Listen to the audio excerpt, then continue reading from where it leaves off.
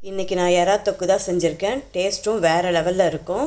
இந்த வீடியோவில் எறா க்ளீனிங்கை ரொம்ப ஈஸியான மெத்தடில் க்ளீன் பண்ணிவிட்டு எறா தொக்கு செஞ்சுருக்கேன். சரி வாங்க செய்முறையை பார்க்கலாம். சேனல் வீடியோ முதல் முறை பார்க்குறீங்கன்னா சப்ஸ்கிரைப் பண்ணிக்கோங்க ஃப்ரெண்ட்ஸ். எறானா எல்லாருக்குமே பிடிக்கும், ஆனால் அதை க்ளீன் பண்ணி செய்யறதுக்கு தான் கொஞ்சம் லேட் ஆகும். ஒரு சிலர் ஈஸியாக க்ளீன் பண்ணிவிடுவாங்க, நிறைய பேருக்கு லேட் ஆகும். எறாவோட தோலை எடுக்கிறது ரொம்ப ஈஸி, ஆனால் அது முதுகில் இருக்க அழுக்கு எடுக்க தான் லேட் ஆகும். ஒவ்வொருத்தரும் ஒவ்வொரு முறையில் எறாவை க்ளீன் பண்ணுவாங்க. இந்த மெத்தடில் ட்ரை பண்ணுங்கள். 10 நிமிஷத்தில் எல்லா எறாவையுமே க்ளீன் பண்ணிடலாம்.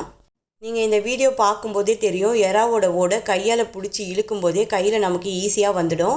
நான் வாங்கிட்டு வந்த எல்லா எறாவோட ஓடியுமே எடுத்துட்டு எல்லா எறாவையுமே தண்ணியில் சேர்த்துக்கிறேன். ஒரு நல்ல பிளேடு எடுத்து எறாவோட மேல் பகுதியில் லைட்டாக கீறல் போட்டுக்கலாம். கீறல் போட்ட எறாவை தண்ணியில் அலசினாவே எறாவுக்கு மேல் பகுதியில் இருக்க அழுக்கெல்லாம் க்ளீனாக வந்துடும். ஒரு சிலர் குச்சி வச்சு எடுப்பாங்க, அந்த மாதிரி எடுத்தாலுமே முழுசாக க்ளீனாக அழுக்கு வெளியில் வராது. இந்த மெத்தடில் ட்ரை பண்ணுங்கள். எறாவுக்கு மேலே இருக்க அழுக்கு ரொம்ப ஈஸியாக க்ளீன் ஆகிடும். சரி வாங்க எறா தொக்கு செய்முறையை பார்க்கலாம். அதுக்கு ஒரு மிக்ஸி ஜாரில் பூண்டு, இஞ்சி, கருவேப்பிலை, ஒரு பச்சை மிளகாய், 1/4 ஸ்பூன் பெருஞ்சீரகம், 1/4 ஸ்பூன் மிளகு, கொஞ்சம் தண்ணி சேர்த்து கொரப்பாக அரைச்சி ரெடியாக எடுத்து வச்சுக்கலாம். கடாயில் ஆயில், கடுகு, உளுந்து, சீரகம், 2 வெங்காயத்தை பொடியாக கட் பண்ணி சேர்த்து வதக்கிக்கிறேன். வெங்காயம் வதங்கினதும் நம்ம அரைச்சி வச்சுருக்க இஞ்சி பூண்டையும் சேர்த்து வதக்கிக்கலாம்.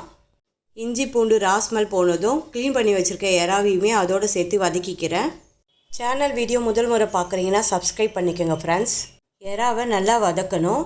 5 நிமிஷத்துக்கு கலரி விட்டுக்கிட்டே இருக்கிறேன். கலரும் போதே 1/4 ஸ்பூன் மஞ்சத்தூளையும் சேர்த்து கலரிக்கிறேன். எறா நல்லா வதங்கினதும் 3 தக்காளியை பொடியாக கட் பண்ணி அதோடு சேர்த்துக்கிறேன். தேவையான அளவு உப்பும் மிளகாத்தூளும் சேர்த்து கலரிக்கிறேன். எறா முங்குற அளவுக்கு தண்ணி சேர்த்து மூடி போட்டு 20 நிமிஷத்துக்கு கொதிக்க வச்சுக்கிறேன்.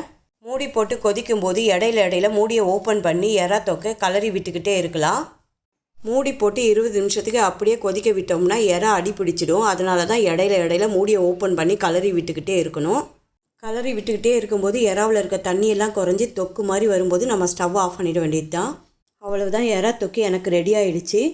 நல்லா டேஸ்ட்டாக இருக்கும். ட்ரை பண்ணிவிட்டு லைக் பண்ணுங்கள், ஷேர் பண்ணுங்கள், கமெண்ட் பண்ணுங்கள் ஃப்ரெண்ட்ஸ்.